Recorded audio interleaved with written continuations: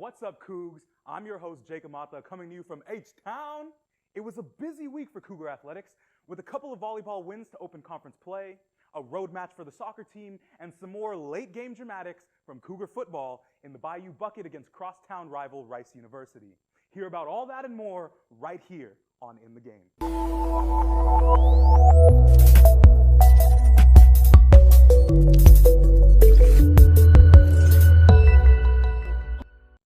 University of Houston volleyball picked up 2 wins to kick off AAC play this week, the first of which came in the conference opener on the road against Tulane Green Wave this past Wednesday, winning the match in 5 sets. Spearheading the attack was Isabel Tout. The graduate student set a new career high in kills with 22 after just matching her career high in the previous game with 20 against High Point University.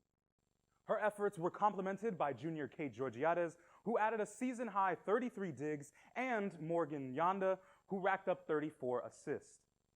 The Cougars dropped the first set, falling behind early by as much as 10 points, but they battled back for a close finish, ending at 22-25. The Cougars found themselves on the winning side of things in the second set, crushing the Green Wave 25-9. The match packed all of its drama into the third set, which saw 14 ties and 13 lead changes as Tulane snuck out the set win 24-26. But the tides changed for the Green Wave as the Cougars proved to be far too much for Tulane, winning set 4, 25-18, and set 5, 15-8, to leave New Orleans with a win. Here's our studio reporter, Mark Gutierrez, to talk all things basketball. Thank you, Jacob.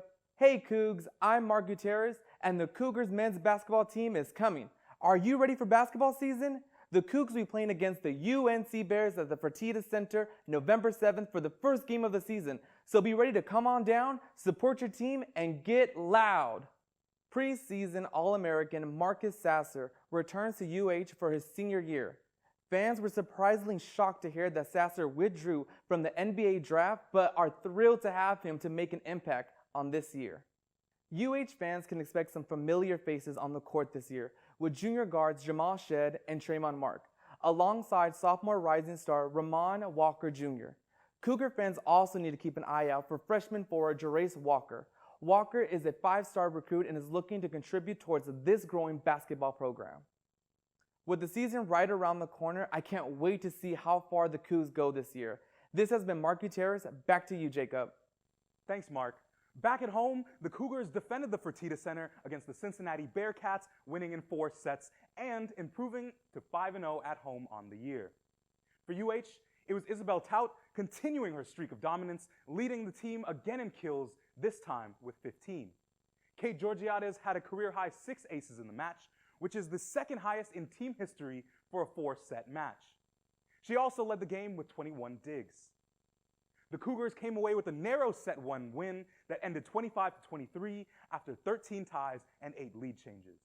The second set also ended 25-23, but this time it was the Bearcats finding themselves on top to even the match at 1 apiece. In the third, Houston found themselves down midway through the match, but after a 7-1 rally, they were able to gain some steam to win the set 26-24. The Cougars finally pulled away in the 4th set, winning comfortably 25-17 to take the match. The Cougs are now riding a 3-game win streak as they head back out onto the road to face the East Carolina Pirates this Friday. The Pirates were also the most recent foe for the UH soccer team, who lost a 1-0 match on the road this past Thursday. It was a defensive battle that saw only 9 total shots, with 6 coming from ECU.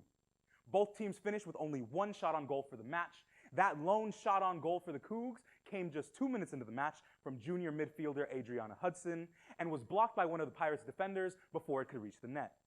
The stalemate was only broken in the 68th minute on a goal from East Carolina freshman Jasmine Ferguson for the first of her career off a corner kick from Sierra Lowry. East Carolina is now 2-0 to start conference play for the first time since 2012 and now sit as the leaders of the AAC. UH is now 1-1 in the American, and they look to bounce back this Thursday when they face Memphis on the road. And finally, it was UH football who continued their trend of gut-wrenching finishes with a 34-27 win in the Bayou Bucket Classic, their third one-possession finish in the first 4 games of the season. The game, which felt like a must-win for the Cougars after their early season frustrations, saw back-and-forth blows for the entirety of the battle. UH's true freshman wideout Matthew Golden opened up the scoring with a 19-yard touchdown as they ended the first quarter up 7-0, but were trailing 14-10 by halftime. The Cougs got off to a quick start in the second half with a 40-yard touchdown by Nathaniel Tank Dell, who finished with 134 yards and a touchdown. But with 6 minutes left, it was Rice who found themselves up 24-27. UH tied the game on a field goal from Bubba Baxa, and the Houston defensive line, nicknamed Sack Avenue, came up huge when DeAnthony Jones forced a fumble, which was returned 11 yards by Nelson Caesar for the go-ahead touchdown.